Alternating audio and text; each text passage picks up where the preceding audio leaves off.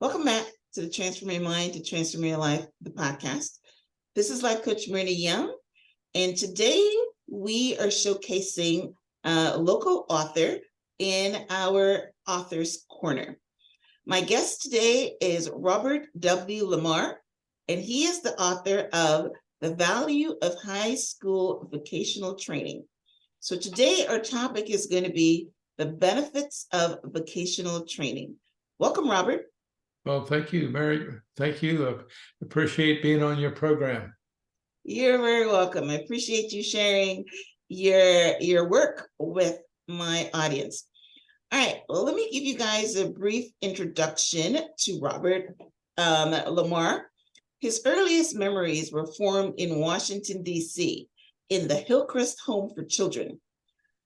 Lamar never knew his father and spent most of his childhood with his older brother, Jimmy, as he navigated the turbulent times that defined his upbringing. Lamar started work early during his high school and struggled to support himself before he got presented with the opportunity of vocational training classes. So that's where we're going to spend our time today, talking about Robert's book and actually, encouraging mothers and high school students or, anyone that's listening, the value of vocational training, because as you will find out as we go deeper in, Robert's start, vocational training in school helped him to have an excellent career. So, Robert, I understand from your book summary that you started vocational training in grade 10 to help support yourself.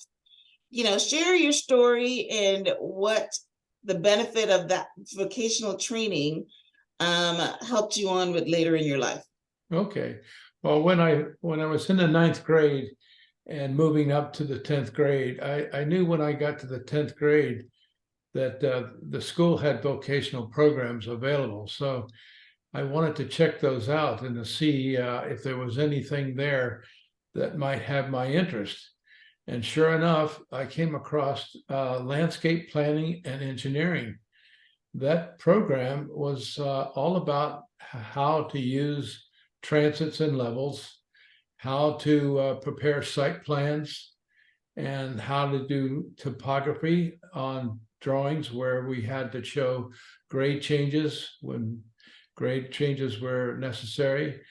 And the interesting thing about all of this was that this whole program for the landscape planning and engineering was sponsored by the Army Corps of Engineers, and they guaranteed us a job right out of high school working for the Coastal Geodetic Survey if we graduated. So that was one of the things that drew my interest, and I was fascinated to learn how to use transits and levels and do drawings. We also did landscape planning, which was we would take a site that might be a school or a church or some kind of a site that was new and they wanted to do landscaping, and we would assist them with drawings and show them what kind of plants to put where and where to put trees, that type of thing. So it wasn't just using landscape or using the transits and levels. There was a lot more involved because it involved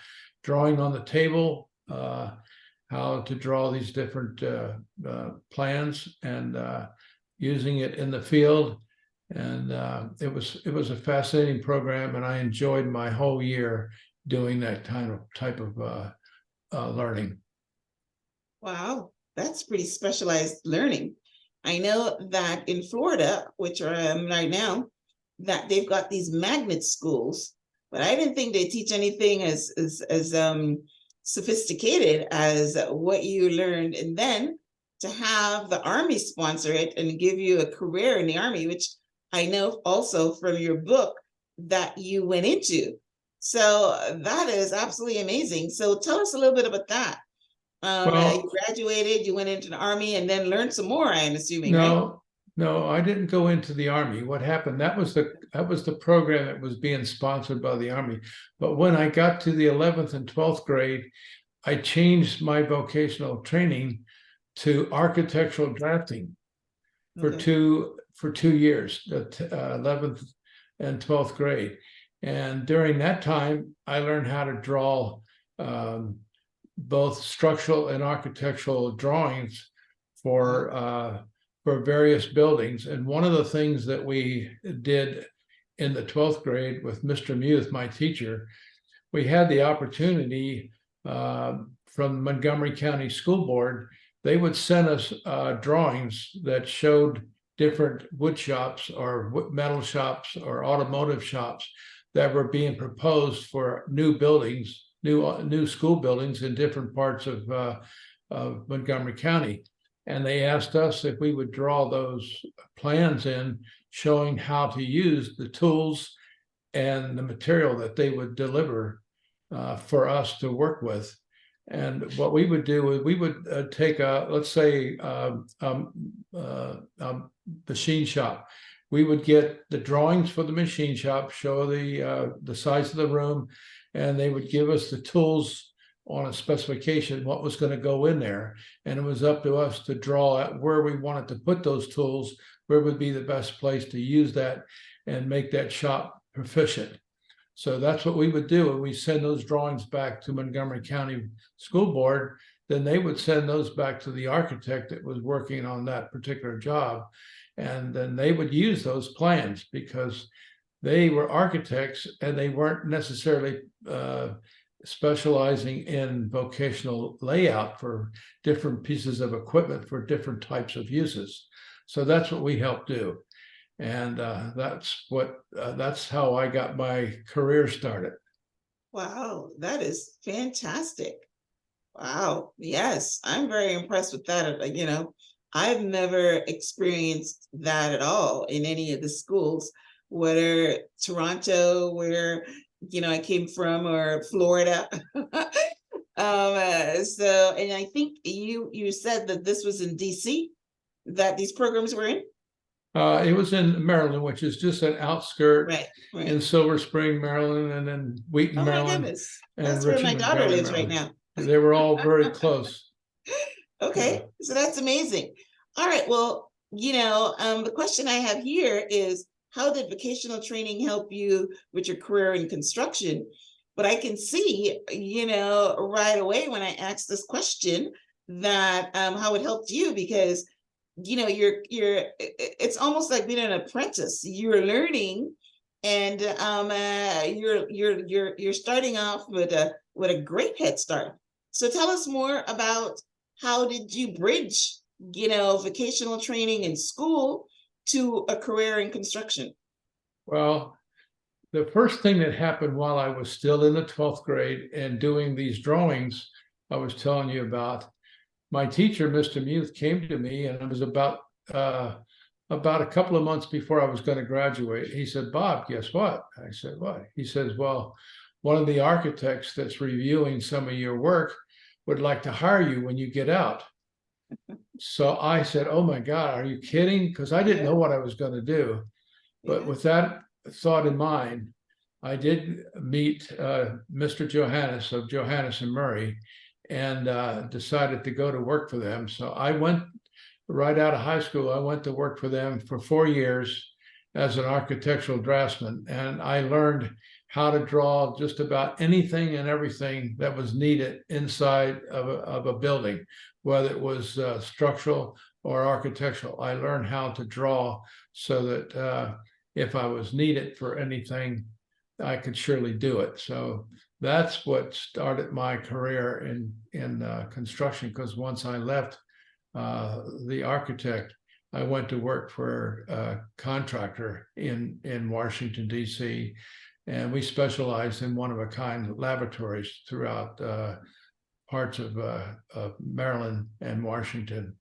And I was working for them, and the experience I got both in landscape planning and engineering, using transits and levels, and learning how to draw different parts of any part of a building, whether it was below ground or above ground or the roof or whatever, I could do that, and it paid off big time for me. Yeah, that's amazing. And then you also transition into having your own construction company. I think before we started the recording, you told me you had your construction company for what, 50 years or something? Yeah, for Gotta 15 be years, years.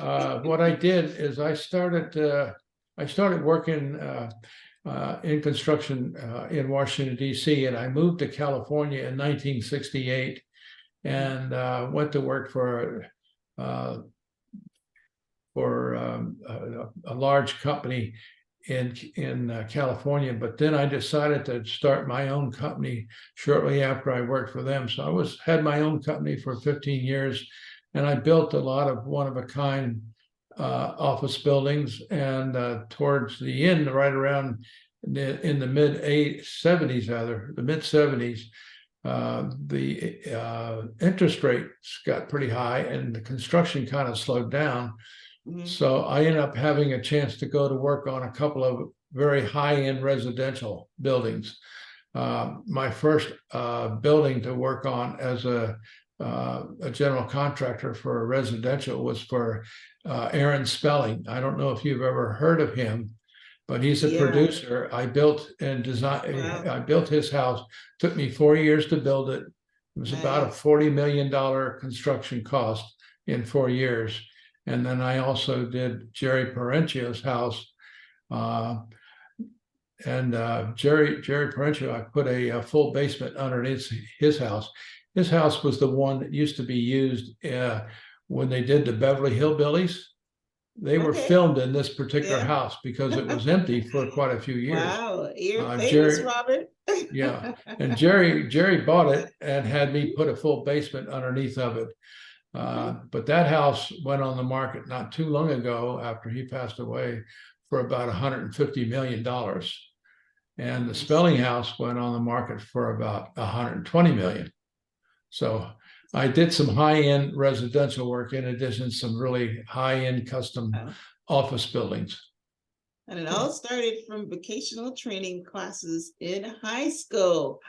Oh, wow. That's amazing. So tell us about your book, The Value of High School Vocational Training. Why did you write it? And what do you want people to walk away with after reading? Well, I think the reason I wrote it was because I wanted for two. It was two major reasons. One was I knew there were a lot of kids throughout the United States who were in the same boat I was. Maybe a little different, but at least they knew they wouldn't be able to go to college. They didn't have the money for it. And in some cases, some people didn't even want to spend the money, even if they had the money.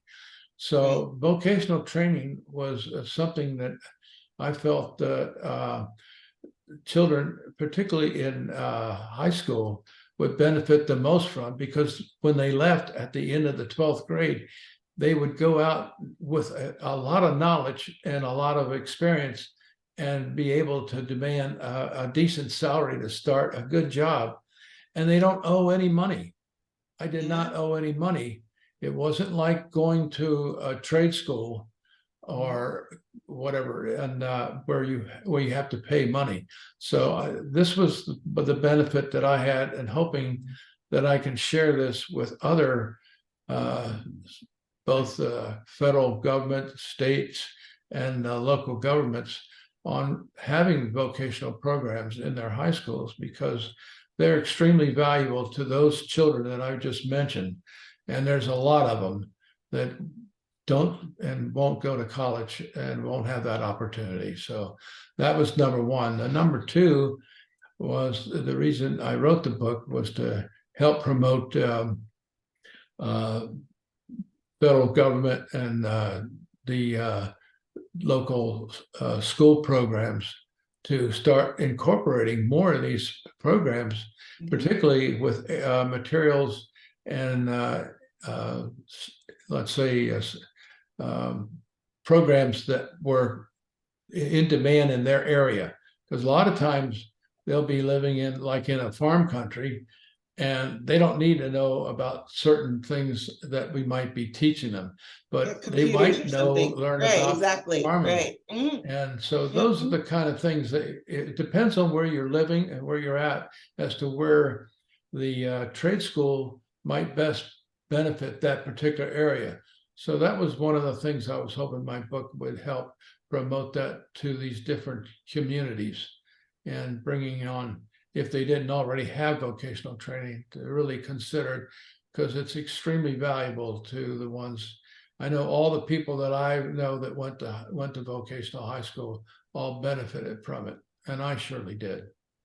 Yeah, yeah, that's really good. Like, I was listening to you, and I know that I've never seen anything like the program that you were talking about. So I'm glad that you're bringing awareness to how the government can help. And you're right. Yeah, college is such a huge, huge, even though they say that you can go and you can get a student loan, then you're burdened with a student loan for decades, and you can never get from under. So you're right. If you can learn, and I'm pretty sure if they do it properly, then just like your teacher said that when you got out of school, then an architectural firm is willing to hire you. Then the schools can post jobs from these vocational trainings, so that you can leave school and go to a job. Like you said, if you have no interest in going to college or you can't afford it, but because what do you go to college for? To get a job. If you can get a job right away, that's amazing. So yeah, I definitely see the value of your story, and see the value of encouraging the schools and the teenagers to invest in vocational training. So how can listeners get a copy of your book? And maybe, I don't know if you have a social media, you can tell us about that. Well, I do have, my book is on, if you look up Amazon book, then once you get Amazon books, then the only thing you have to do is either type in my name, Robert W. Lamar, or type in the value of high school vocational training. And either way, my book will come up and give you 3 different ways to purchase it. Okay. All right. And do you have a website or social media? No, I don't. I do not have anything. I've been, to be honest with you, I'm still working as of now for a construction company in Los Angeles. Okay. It's kind of slow right now because of the interest rates, but other than that, I've been busy and like to stay busy and enjoy working, and particularly on construction projects. Yes, that's great. That's my From main grade my 10 main goal. to now. Yes. So, well, listen, Robert, well, thank you so much for, coming on the show. I enjoyed highlighting your story and sharing it with my audience. And, you guys run out and pick up a copy of his book, The Value of High School Vocational Training. If you're a teacher, if you're a student, if you're the government, this is inspiration to show where we can go with education. Education is never wasted. Right.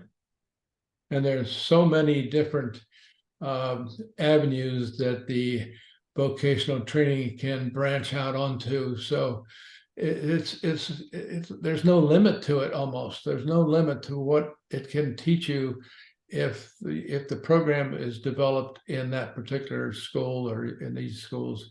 I know when I went to Richmond, Montgomery, there was probably about 15 or 20 different vocational programs being offered. Nice. And it was amazing how much I had to pick from, which is what I would hope would happen today for some of these kids who've never had that opportunity. Yeah, I don't think it's happening. I've never experienced it. Awesome. Well, listen, thank you, Robert, for bringing attention to something that helped you in your career. And I'm hoping that your book will be like a fire starter for, anybody that's listening that would understand the value of vocational training.